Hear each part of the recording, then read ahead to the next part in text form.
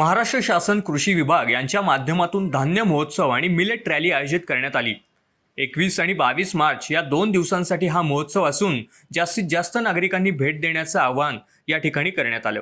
शेतकरी उत्पादक ते ग्राहक या उद्देशाने कोल्हापूरमध्ये व्ही.टी. पाटील भवन इथे तांदूळ महोत्सव आयोजित करण्यात आला।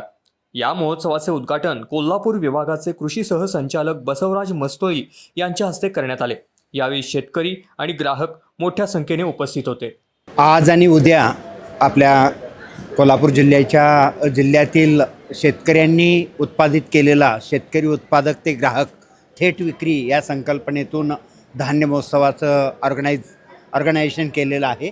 तर या धान्य महोत्सवामध्ये साधारण 50 पेक्षाही जास्त स्टॉल्स इथं आलेले आहेत। त्यामध्ये आपल्याकडं GI मानांकन युक्त असलेलं आजरा घनसाळ आहे। त्याचबरोबर पाटगाव भुदरगड तालुक्यातील मध आहे।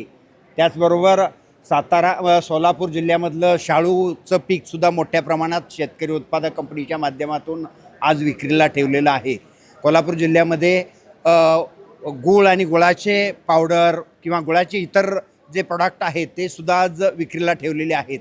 आणि सगळ्यात महत्त्वाचं म्हणजे केंद्र शासनानं गळीत धान्य आणि कडधान्यांना चालना देण्याच्या दृष्टिकोनातून गळीत धान्याचं जे भुईमुगापासून तेल निर्मितीचं सुद्धा काही उत्पादक कंपन्यांनी त्याचं तेल विक्रीसाठी सुद्धा ठेवलेलं आहे, कोल्ड प्रेस पद्धतीनं गाळलेलं तेल। त्याचबरोबर आपल्याकडचे सर्व शेतामधले काही फळांचे सुद्धा काही स्टॉल्स आहेत।